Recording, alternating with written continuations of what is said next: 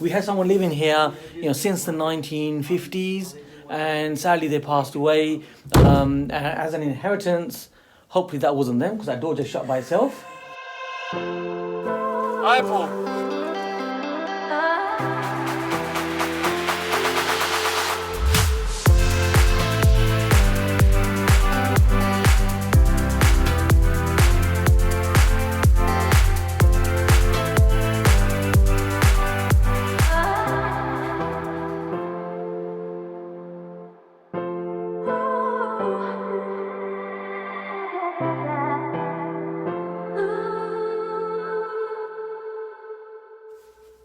Hi, it's Cam here, and we are in another one of our very exciting new projects. And I've got joining me here Rajwant. Hi there. Rajwant, who is my business partner in this project, and this is part of the Premier Property 57 Club. So, Rajwant, how cozy are you feeling right now sitting in this car? Very. So Rajwant is about to get a little bit colder as we're going to step outside the car. We're just about to start a new project, and this is what we're going to show you exactly what we're doing and what the plan is, what the numbers are. And Rajwant, I know Rajwant is going to be asking me questions as well. Hopefully, yes, lots. Lots of questions. How excited are you, Rajwant, out of 1 to 10? 10 being ultra excited, 1 being don't really care. Where would you say you are right now? I'd say about 8. That's a pretty exciting number, that. Yeah. Okay, so let's step into your project then. Okay. Our project. It feels very real. Yeah. Very real. Okay. Very real. After you. Okay. So as we step in, first thing we notice is, look at this. What do you think of that? That's gonna go. That's gonna go. But can you see how dated that is? Yes. That's probably 70s, maybe 80s. Very good guess there, very good guess. So this is actually a... Good morning. Good morning. Good morning. We've got some builders here, but let's just ignore them. Let's move this way. Now, as you can see, the property needs work, doesn't it? A lot of work, yes. A lot of work. So let's have a little span around the room. They've got polystyrene tiles on the ceiling. Polystyrene tiles on the ceiling, absolutely. Look at that, which were fabulous in the 1980s, weren't they? And I think they're illegal now, or they breach building regs or something now. They're not safe. You're absolutely right. So that is all coming out, absolutely. Okay. So this is actually a probate property. So we had someone living here, since the 1950s, and sadly they passed away as an inheritance. Hopefully that wasn't them, because that door just shut by itself. There might be a spirit around. Yeah, no, the property looks like someone's lived there for a very long time. They haven't really done anything to update it or modernise it. There's electric heater over there. And a very disused carpet. And looks like there might be some damp on the wall there. Slight bit of damp on the wall. Yuck. But you see, this yuck are the type of projects that really are golden nugget projects. Now, things like this don't faze us because we know exactly what to do. And to be fair, much of this is really cosmetic. So, it's nothing really to be concerned about because, we know what to do. And to be fair, anyone can actually make this project work. And it is, like I say, very cosmetic. Now, family situation was that there was a number of people in there. In fact, there was 4 people involved in the decision of the sale of this property because, each of those 4 people wanted part of the inheritance and all got to a situation where it got a little bit messy for them. And then, they wanted to really get a quick buy. So the quick buyers was us. So that's Rajwant and me. Yes. So we bought this property, and now what we're going to do is we're going to bring it to a really good condition so that it becomes a lettable home for someone, and that's what we're doing to this property. So the strategy for this is, of course, buy to let. Buy to let. That's what we're doing, and that door keeps opening. Stop mentioning the door and closing by itself. Moving forward, numbers. So the kind of numbers that we're the numbers are for this. I was just going to say, have you got a Ghostbusters team? Ghostbusters. Purchase price for this property, £120,000. Yes. That was the purchase price. End value, we're looking at 200k to circa 220k is the final price. 220k. And when obviously there's refurbishment and that in there. Now, what you'll find is when you think about these numbers, that this becomes a no money in deal. So the conceptual thing out there is no money down, no money down. Well, the truth is there's always money involved. So in this project, Rajwant and I, we're partnering in this one, and there is money involved. However, what we're going to get it to is no money in by refinancing. So there's none of our cash left in the deal. So this is the way we do these projects. Let's walk around, shall we? Yes. Okay, after you, which way would you like to go? This way? Okay. Now, of course, you're seeing it in this condition now. You will also be seeing it in the condition once the work has been done. And in fact, while the work's going on. If you're liking this video, let me know. If you're watching this on YouTube, you can subscribe to this channel. And if you've got any questions, feel free to ask. Happy to help you to help yourself really to move forward in your property journey. The aim of these videos is to inspire you and, of course, share with you content and detail. And we're having some fun as well. Yeah. Yes. Look at this. So here we are in the kitchen. And a kitchen with a carpet. A kitchen with a carpet. Rajwant is picking up on the key points. Did you want to just point at the carpet then? The carpet is down here. There you go. And bit non-standard now. Carpets in kitchens. Yeah. Don't see them at all. Yeah. Okay. So you carry on doing the tour then. Okay. Yeah, because you're very good at this. Look at this. Yeah. Yeah. I'm sitting at the ceiling. It's not polystyrene tiles, but it's some kind of tiles, maybe. Yeah. Could be one of those polystyrene type of tiles, but they look nice in the old days. Virtually no kitchen units at all, so no existing kitchen other than a sink. Okay, so we'll have a quick span of the kitchen area. So think about this as you're looking at this. What would you do with this kitchen? How many units would you fit? Where would you fit them? What would the colour style be? How would you keep it cost effective? So these are the kind of things that we're discussing, when we buy projects like this. Okay, and then from the kitchen we have a boiler that probably needs replacing. Yes, a boiler probably needs replacing. So the boiler hasn't been checked. So we've taken a guesstimate on the boiler, and what we've done is we've factored in the numbers if a boiler required replacement.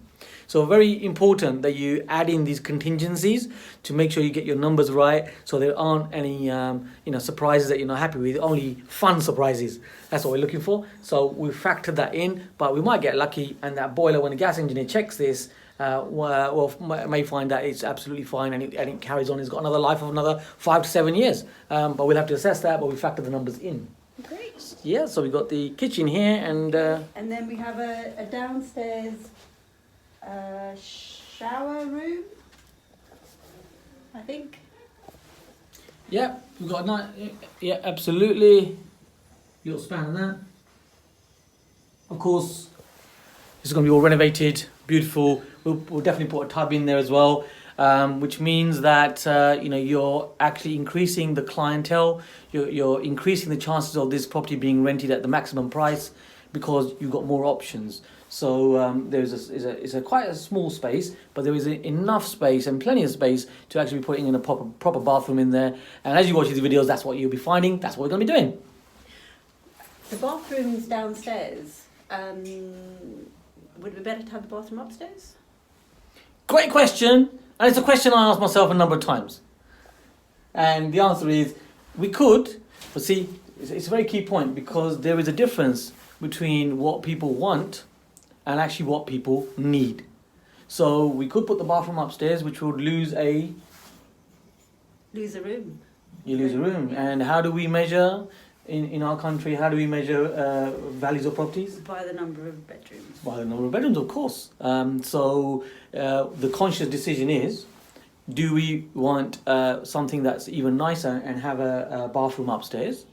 Or do we want to maximise on the investment and at the same time provide a nice quality bathroom area where it's downstairs, where it's acceptable. It's not desirable, but it's very acceptable. And once you imagine all this place is going to be renovated, people are going to love this place. Someone's going to make it a really nice home That's what I aim for it. Yeah. And, it's a business at the same time. Yeah. Just kind of win-win. So when it comes to gardens or yard areas, many people, what they do is they spend a lot of money on the garden. Yeah. What we've got to remember is, we're going to have good quality tenants in there. So what we aim to do is provide a blank canvas, which means you minimize costs. At the same time, you're, really also making sure that there are safety in place. So we don't provide barbecues. We're not going to have lots of different plants or ponds or anything like that. What we want is a nice, like I say, blank canvas where it's a nice area for people to use as they wish to use. So that's what we're going to do. Makes sense. Yeah. And little sheds like this, what do you think? The door's going to fall off. The door. The door. Brad was still having a go though. But Would you like to try? no, because I'll have to fix it. Okay. And look at these hands. Yeah, it doesn't look like the door's going to open. Yeah.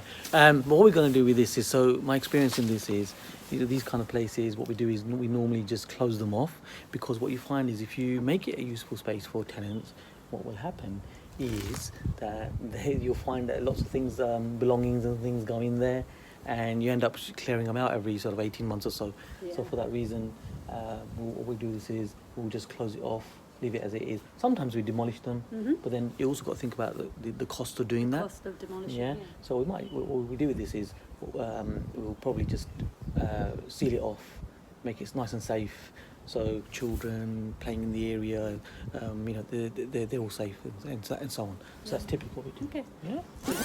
Now in areas like this, you also, when you're checking in, when you're viewing the properties, you also want to be making sure that there's no Japanese knotweed. Now, some people know about Japanese knotweed, some people don't know about Japanese knotweed. But here's the thing about Japanese knotweed.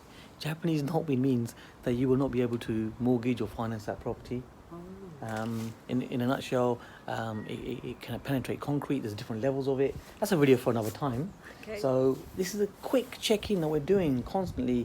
As we view the property, we make sure we check for things like this. So looking around here, we can notice there are lots of plants. The Japanese knotweed can be identified. And that's usually heart-shaped leaves and brown stems, what you should be looking for. And with all this area, we're absolutely fine. Okay, I can't see any. Yeah, well, thank God for that. Yeah, yeah. Talking about Japanese knotweed, we also have a little look on the sort of the gardens of your neighbours as well. So just outside your boundary walls, Okay, that because makes that can also impact on financing. So something that you want to be aware of. And of course, this has all been checked, so we've done all that, so that's absolutely fine. But some key points. Brilliant, Rajwant. So where are we going now? The upstairs? Follow us upstairs. Oh, there's a downstairs. Yes, we have a cellar, and there's a bit of land banking that's going on.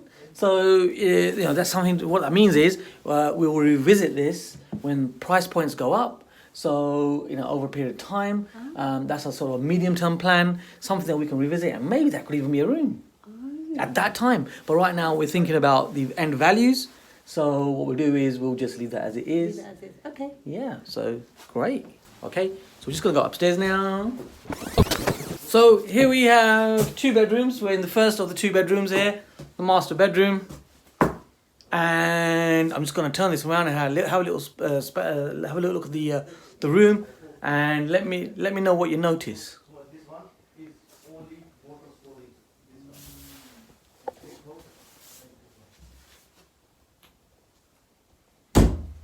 So the ceiling seems to have dropped in the corner over there. The ceiling has dropped in the corner. Look at that, devastating. Doesn't that look terrible? Look at that. Let's get closer to that. Look at that. Now that would put many people off.